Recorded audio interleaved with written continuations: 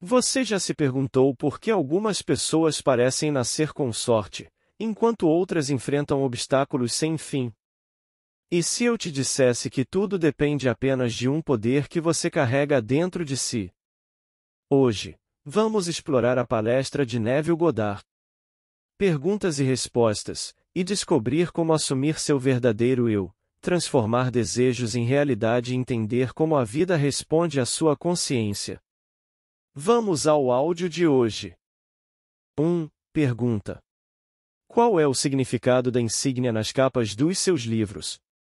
Resposta: é um olho imposto a um coração que, por sua vez, é imposto a uma árvore carregada de frutos, o que significa que aquilo de que você está consciente e aceita como verdade, você vai perceber. Como um homem pensa em seu coração, assim ele é. 2. Pergunta: gostaria de me casar, mas não encontrei o homem certo. Como imagino um marido? Resposta: sempre apaixonado pelos ideais, é o estado ideal que captura a mente.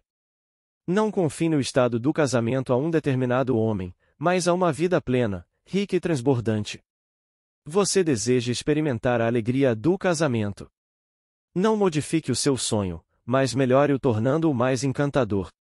Em seguida, condense seu desejo em uma única sensação ou ato que implique sua realização. Neste mundo ocidental, uma mulher usa uma aliança de casamento no terceiro dedo da mão esquerda. A maternidade não implica necessariamente casamento, a intimidade não implica necessariamente casamento, mas uma aliança de casamento sim. Relaxe em uma poltrona confortável ou deite-se de costas e induza um estado semelhante ao do sono. Então assuma a sensação de estar casado. Imagine uma aliança de casamento em seu dedo. Toque isso. Gire-o no dedo. Puxe-o pela junta. Continue a ação até que o anel tenha a clareza e a sensação de realidade. Fique tão perdido sentindo o anel em seu dedo que, ao abrir os olhos, ficará surpreso ao ver que ele não está lá. Se você é um homem que não usa anel, poderá assumir uma responsabilidade maior. Como você se sentiria se tivesse uma esposa para cuidar? Assuma a sensação de ser um homem casado e feliz agora. 3. Pergunta: o que devo fazer para inspirar pensamentos criativos como os necessários para escrever? Resposta: o que você deve fazer? Suponha que a história já tenha sido escrita e aceita por uma grande editora. Reduza a ideia de ser escritor à sensação de satisfação. Repita a frase: não é maravilhoso? Ou obrigado, obrigado, obrigado, repetidamente até se sentir bem-sucedido. Ou imagine um amigo parabenizando você. Existem inúmeras maneiras de sugerir sucesso, mas sempre vá até o fim. Sua aceitação do fim determina seu cumprimento. Não pense em ficar com vontade de escrever, mas viva e haja como se agora fosse o autor que deseja ser. Suponha que você tenha talento para escrever. Pense no padrão que você deseja exibir do lado de fora. Se você escreve um livro e ninguém está disposto a comprá-lo, não há satisfação. Haja como se as pessoas estivessem famintas pelo seu trabalho. Viva como se você não pudesse produzir histórias ou livros com rapidez suficiente para atender à demanda. Persista nessa suposição e tudo o que for necessário para atingir seu objetivo rapidamente florescerá e você o expressará. 4. Pergunta: como imagino públicos maiores para minhas palestras? Resposta: posso responder melhor compartilhando a técnica usada por um professor muito competente que conheço. Quando este homem veio pela primeira vez a este país, ele começou a falar num pequeno salão na cidade de Nova York. Embora apenas 50 ou 60 pessoas assistissem à sua reunião de domingo de manhã, e se sentassem na frente, este professor subia ao pódio e imaginava uma vasta audiência. Então ele dizia para o espaço vazio: você consegue me ouvir aí atrás? Hoje este homem está falando no Carnegie Hall, na cidade de Nova York, para aproximadamente 2.500 pessoas todos os domingos de manhã e quartas-feiras à noite. Ele queria falar para multidões. Ele não era modesto. Ele não tentou enganar a si mesmo, mas construiu uma multidão em sua própria consciência, E multidões vieram. Fique diante de um grande público. Dirija-se a esse público em sua imaginação. Sinta que você está nesse palco e seu sentimento fornecerá os meios. 5. Pergunta: é possível imaginar várias coisas ao mesmo tempo ou devo limitar minha imaginação a um desejo? Resposta: pessoalmente gosto de limitar meu ato imaginal a um único pensamento, mas isso não significa que vou parar por aí. Durante o dia posso imaginar muitas coisas, mas em vez de imaginar muitas coisas pequenas, sugiro que você imagine algo tão grande que inclua todas as pequenas coisas. Em vez de imaginar riqueza, saúde e amigos, imagine ficar em êxtase. Você não poderia ficar em êxtase e sentir dor. Você não poderia ficar em êxtase e ser ameaçado com um aviso de desapropriação. Você não poderia ficar em êxtase se não desfrutasse de plena amizade e amor. Qual seria a sensação se você estivesse em êxtase sem saber o que aconteceu para produzir seu êxtase? Reduza a ideia de êxtase à única sensação. Não é maravilhoso? Não permita que a mente consciente e racional pergunte por quê, porque se o fizer, começará a procurar causas visíveis e então a sensação será perdida. Em vez disso, repita continuamente: não é maravilhoso. Suspenda o julgamento sobre o que é maravilhoso. Capte a única sensação da maravilha de tudo isso e coisas acontecerão para testemunhar a verdade dessa sensação. E eu prometo a você, incluirá todas as pequenas coisas. 6. Pergunta: com que frequência devo realizar o ato imaginal, alguns dias ou várias semanas? Resposta: no livro do Gênesis é contada a história de Jacó lutando com um anjo. Esta história nos dá a pista que procuramos, que quando a satisfação é alcançada, segue-se a impotência. Quando o sentimento de realidade é seu, pelo menos por enquanto, você fica mentalmente impotente. A vontade de repetir o ato de orar se perde, sendo substituída pelo sentimento de dever cumprido. Você não pode persistir em querer o que já tem. Se você assumir que é o que deseja ser ao ponto do êxtase, você não o deseja mais. Seu ato imaginal é tanto um ato criativo quanto um ato físico em que o homem se encolhe e é abençoado, pois assim como o homem cria sua própria semelhança, seu ato imaginal também se transforma na semelhança de sua suposição. Se, no entanto, você não atingir o ponto de satisfação, repita a ação indefinidamente até sentir como se tivesse tocado nela e a virtude tivesse saído de você.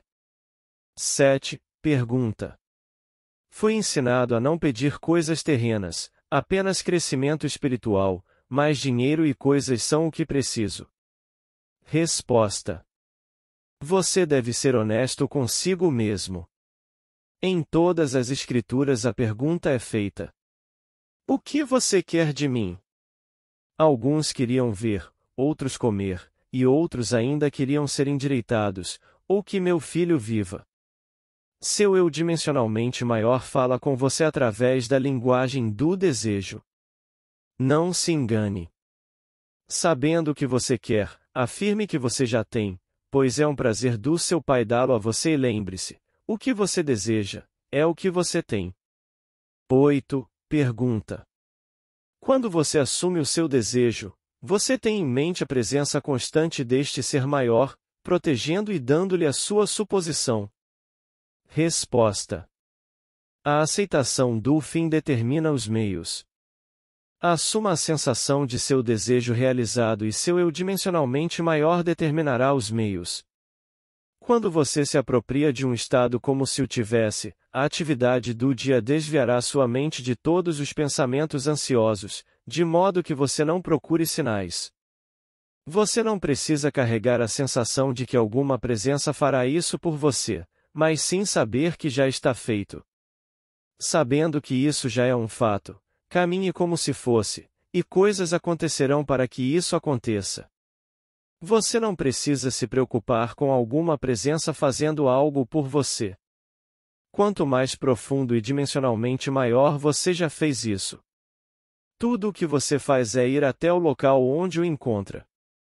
Lembre-se da história do homem que deixou o Senhor e estava voltando para casa quando encontrou seu servo que disse: "Seu filho vive."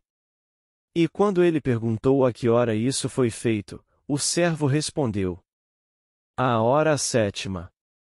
Na mesma hora em que ele assumiu seu desejo, isso foi feito para ele, pois foi na 7ª hora que o mestre disse: "Seu filho vive."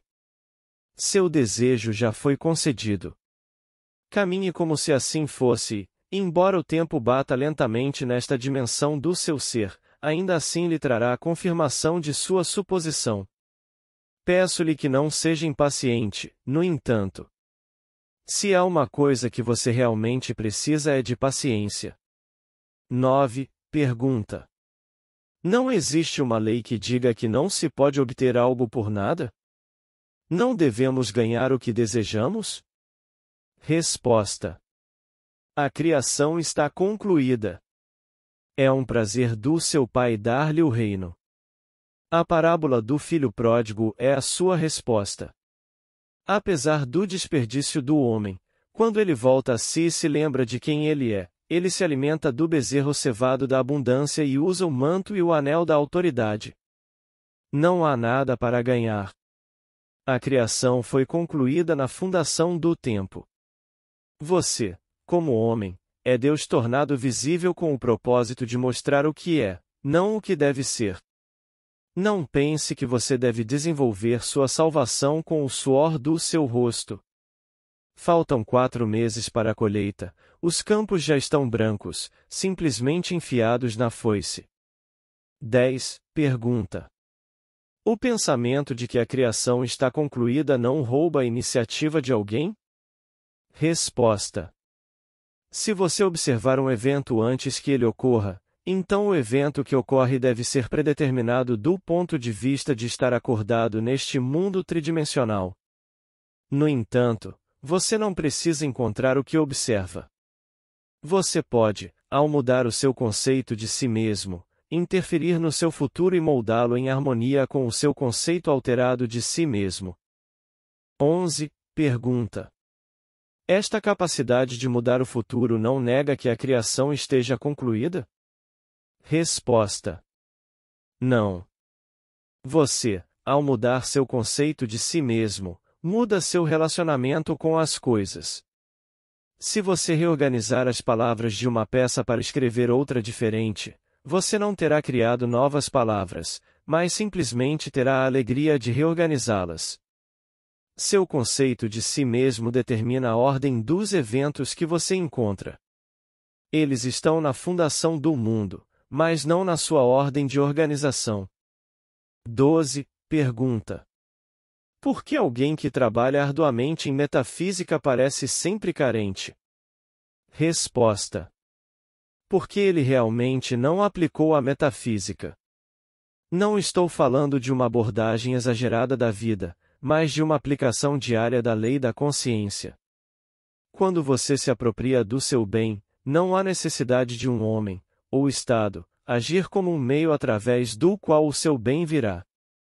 Vivendo em um mundo de homens, o dinheiro é necessário na minha vida cotidiana. Se eu convidar você para almoçar amanhã, devo pagar a conta. Ao sair do hotel, devo pagar a conta. Para pegar o trem de volta para Nova York, minha passagem de trem deve ser paga. Preciso de dinheiro e ele tem que estar lá. Não vou dizer: Deus sabe o que é melhor e sabe que preciso de dinheiro. Em vez disso, vou me apropriar do dinheiro como se fosse. Devemos viver com ousadia. Devemos passar pela vida como se possuíssemos o que queremos possuir. Não pense que porque você ajudou outra pessoa, alguém fora de você viu suas boas obras e lhe dará algo para aliviar seu fardo. Não há ninguém para fazer isso por você. Você mesmo deve prosseguir com ousadia em se apropriar daquilo que seu pai já lhe deu. 13. Pergunta: Uma pessoa sem instrução pode educar-se assumindo o sentimento de ser educada? Resposta: sim. Um interesse despertado recebe informações de todos os lados. Você deve desejar sinceramente ser bem educado. O desejo de ser bem lido, seguido pela suposição de que você é, torna você seletivo em sua leitura. À medida que você progride em sua educação, você automaticamente se torna mais seletivo e mais discriminador em tudo o que faz. 14. Pergunta: meu marido e eu estamos fazendo o curso juntos. Devemos discutir nossos desejos uns com os outros? Resposta: existem dois ditos espirituais que permeiam a Bíblia. Uma é: não conte a ninguém, e a outra é: eu lhe disse antes que aconteça que, quando acontecer, você poderá acreditar. É preciso ousadia espiritual para dizer a outra pessoa que seu desejo foi realizado antes de ser visto externamente. Se você não tem esse tipo de ousadia, é melhor ficar quieto. Pessoalmente, gosto de contar meus planos para minha esposa, porque nós dois ficamos muito emocionados quando eles surgem. A primeira pessoa a quem um homem deseja provar esta lei é sua esposa. Disse que Maomé é eternamente grande porque a sua primeira discípula foi a sua esposa. 15. Pergunta: meu marido e eu devemos trabalhar no mesmo projeto ou em projetos separados? Resposta: isso depende inteiramente de você. Minha esposa e eu temos interesses diferentes, mas temos muito em comum. Você se lembra da história que contei sobre nosso retorno aos Estados Unidos nesta primavera? Senti que era meu dever como marido conseguir passagem de volta para a América, então me apropriei disso. Sinto que há certas coisas que estão no contrato da minha esposa, como manter uma casa limpa e bonita e encontrar a escola apropriada para nossa filha, então ela cuida disso. Muitas vezes minha esposa me pede para imaginar para ela, como se ela tivesse mais fé na minha capacidade de fazer isso do que na dela. Isso me lisonjeia porque todo homem digno desse nome quer sentir que sua família tem fé nele. Mas não vejo nada de errado na comunhão entre dois que se amam. 16. Pergunta: eu pensaria que se você ficar muito sonolento, haveria falta de sentimento. Resposta: quando falo em sentimento não me refiro à emoção, mas sim à aceitação do fato de que o desejo é realizado. Sentindo-se grato, realizado ou agradecido, é fácil dizer: obrigado, não é maravilhoso? Ou está consumado. Quando você entra no estado de gratidão, você pode acordar sabendo que está feito ou adormecer sentindo o desejo realizado. 17. Pergunta: o amor é um produto da sua própria consciência?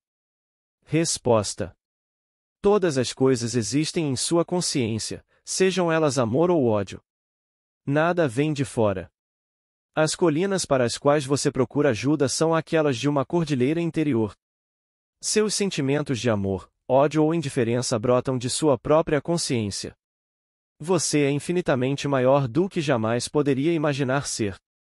Nunca, na eternidade, você alcançará o seu eu máximo. É assim que você é maravilhoso. O amor não é um produto seu, você é amor, pois é isso que Deus é e o nome de Deus é Eu Sou, o mesmo nome que você chama a si mesmo antes de fazer a afirmação sobre o estado em que se encontra agora.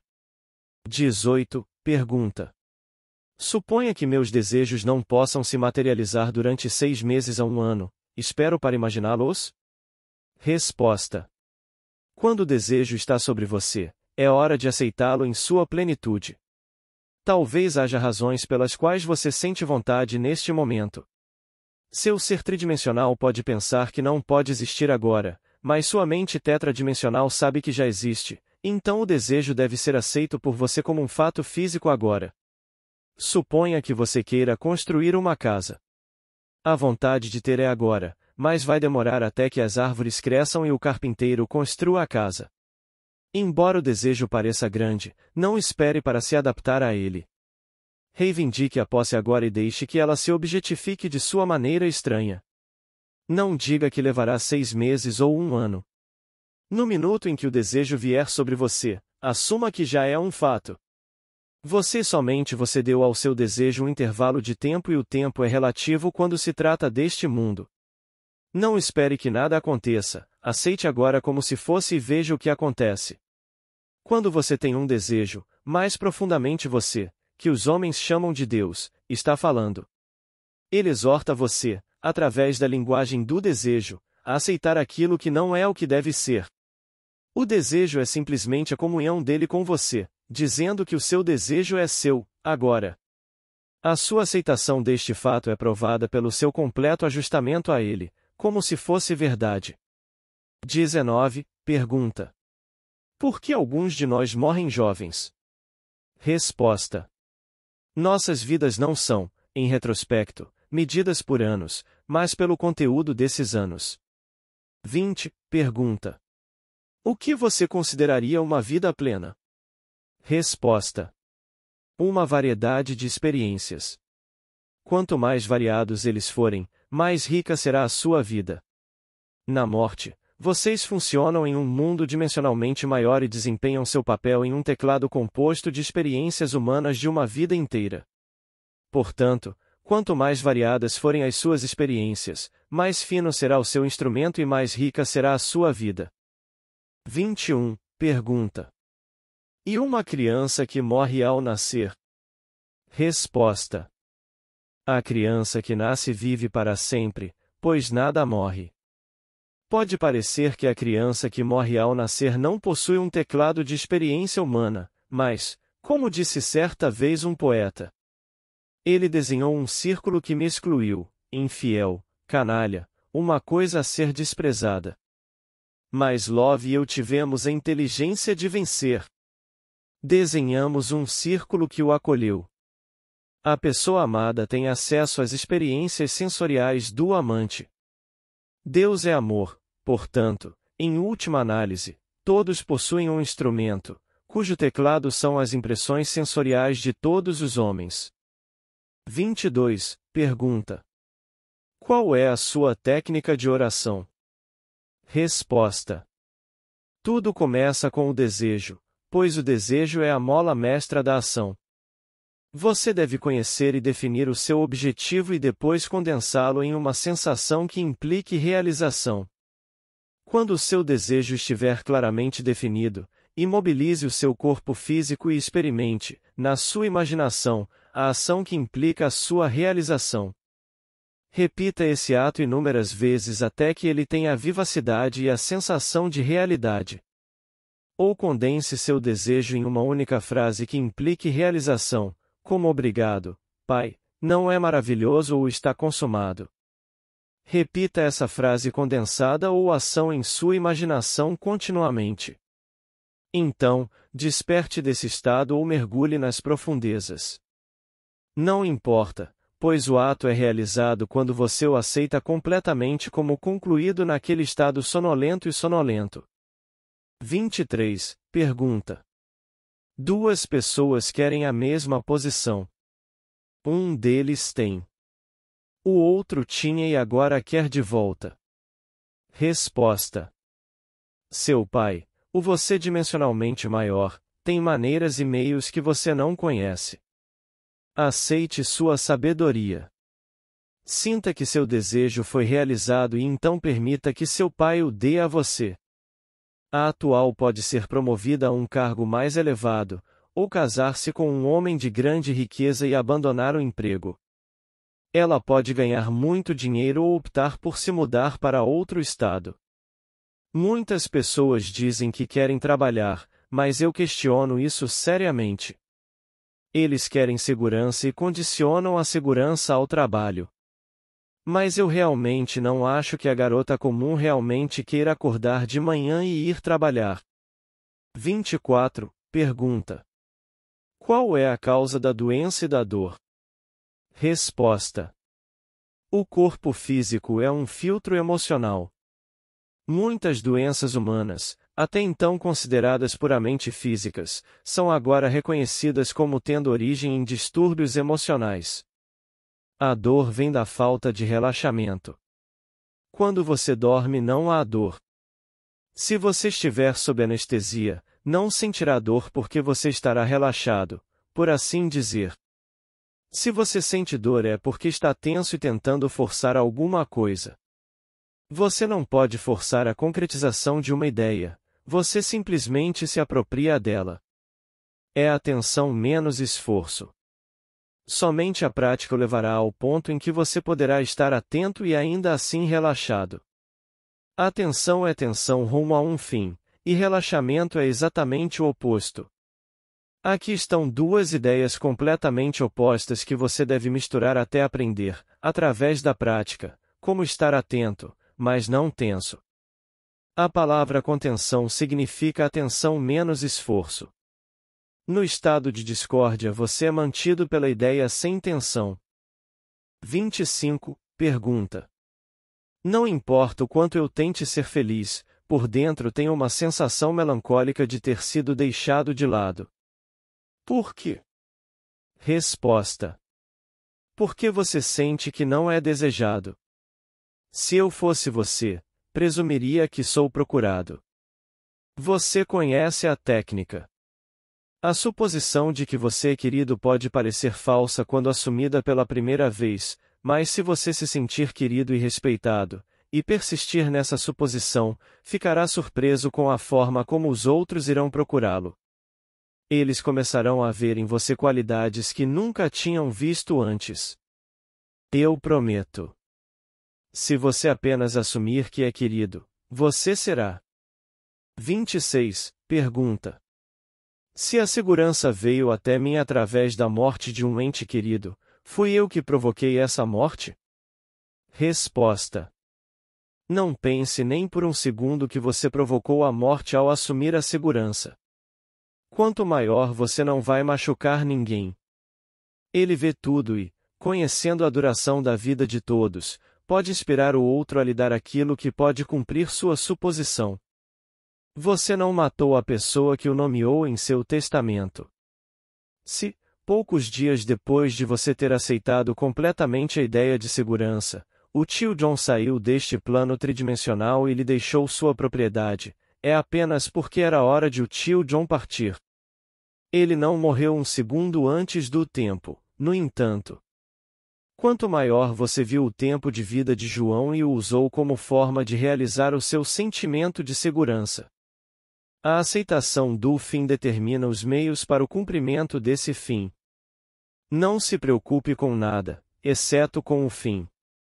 Tenha sempre em mente que a responsabilidade de fazer isso foi completamente retirada de seus ombros.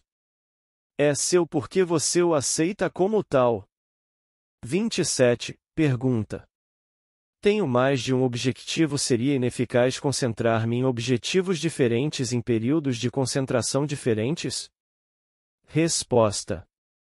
Gosto de pegar uma ambição que me consome, restringi-la a uma única frase curta ou a um ato que implique realização, mas não limito minha ambição.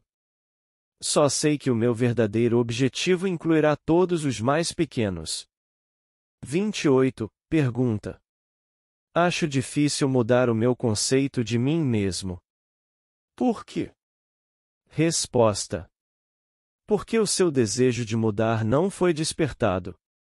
Se você se apaixonasse pelo que realmente deseja ser, você se tornaria isso. É preciso uma fome intensa para provocar uma transformação de si mesmo. Assim como o servo suspira pelas correntes das águas, assim suspira a minha alma por ti, ó Senhor. Se você ficasse tão sedento de perfeição quanto o pequeno servo tem de água, que enfrenta a raiva do tigre na floresta, você se tornaria perfeito. 29. Pergunta. Estou pensando em criar um empreendimento comercial. Significa muito para mim, mas não consigo imaginar como pode vir a existir. Resposta. Você está isento dessa responsabilidade. Você não precisa tornar isso realidade, já é. Embora o seu conceito de si mesmo pareça tão distante do empreendimento que você contempla agora, ele existe agora como uma realidade dentro de você. Pergunte a si mesmo como você se sentiria e o que faria se seu empreendimento fosse um grande sucesso.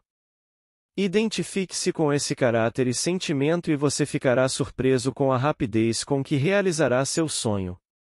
O único sacrifício que você é chamado a fazer é desistir do seu conceito atual de si mesmo e apropriar-se do desejo que deseja expressar. 30. Pergunta. Como estudante de metafísica, fui ensinado a acreditar que as crenças raciais e as suposições universais me afetam.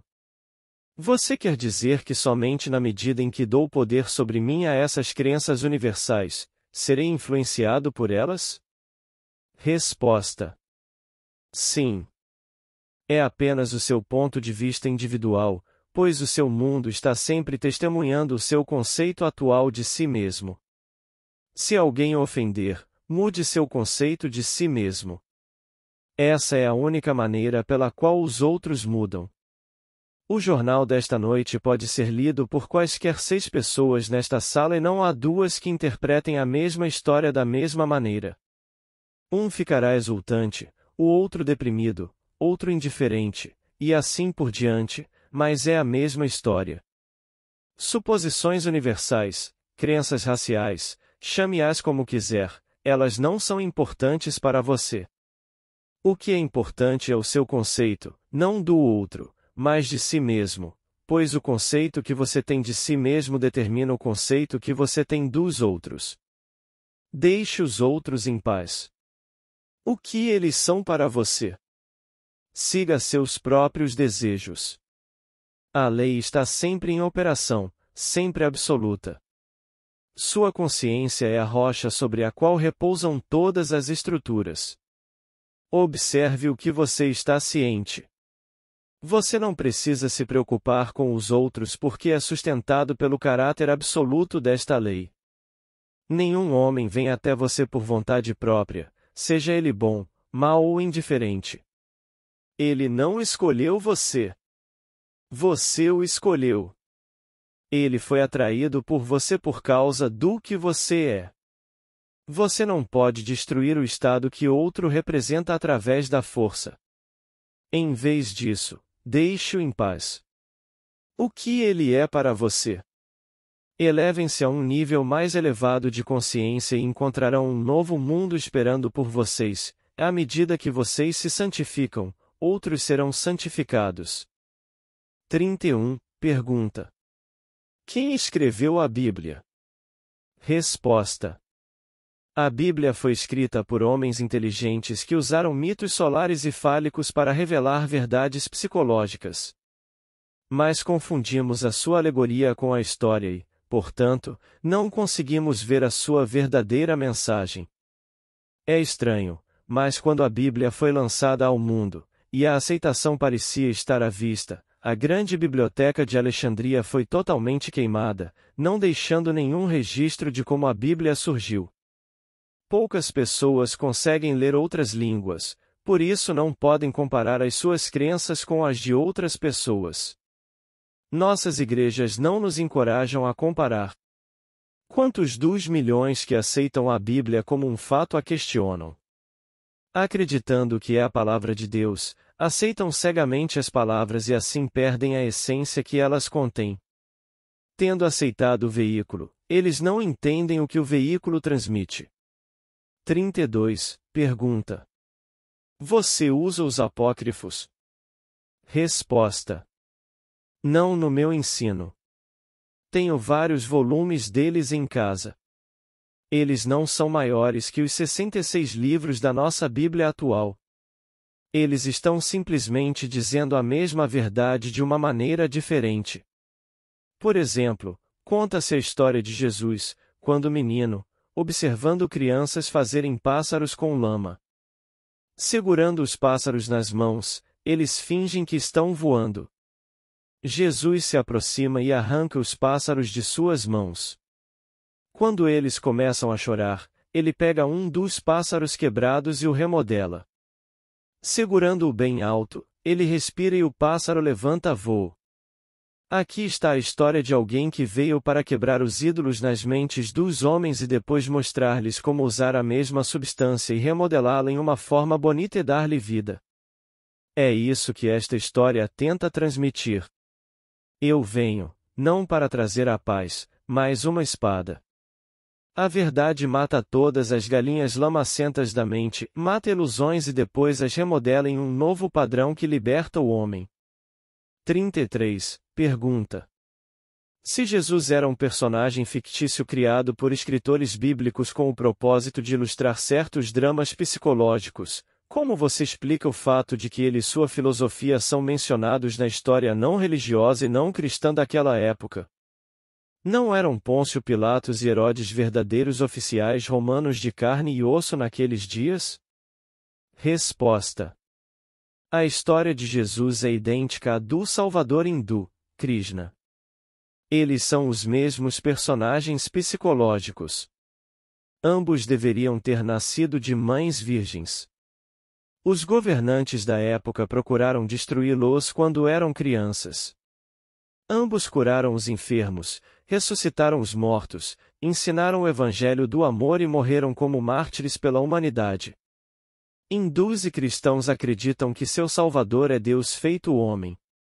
Hoje as pessoas citam Sócrates, mas a única prova de que Sócrates alguma vez existiu está nas obras de Platão. Dizem que Sócrates bebeu cicuta, mas eu pergunto, quem é Sócrates? Certa vez citei uma frase de Shakespeare e uma senhora me disse: mas Hamlet disse isso. Hamlet nunca disse isso. Shakespeare escreveu os versos e colocou as palavras na boca de um personagem que ele criou e chamou de Hamlet. Santo Agostinho disse uma vez: aquilo que hoje é chamado de religião cristã existia entre os antigos. Começaram a chamar o cristianismo de religião verdadeira, mas ele nunca existiu. 34. Pergunta: você usa afirmações e negações? Resposta: deixemos essas escolas de pensamento que usam afirmações e negações. A melhor afirmação, e a única eficaz, é uma suposição que, por si só, implica a negação do antigo estado. A melhor negação é a indiferença total. As coisas murcham e morrem pela indiferença. Eles são mantidos vivos através da atenção. Você não nega nada dizendo que não existe. Em vez disso, você coloca sentimento nisso ao reconhecê-lo, e o que você reconhece como verdadeiro é verdadeiro para você, seja bom, ruim ou indiferente. 35. Pergunta: é possível alguém parecer morto e ainda assim não estar morto? Resposta: o general Lee deveria ter nascido 2 anos depois que sua mãe, que se acreditava morta, foi enterrada viva. Para sua sorte, ela não foi embalsamada ou enterrada na terra, mas em um cofre onde alguém a ouviu chorar e a soltou.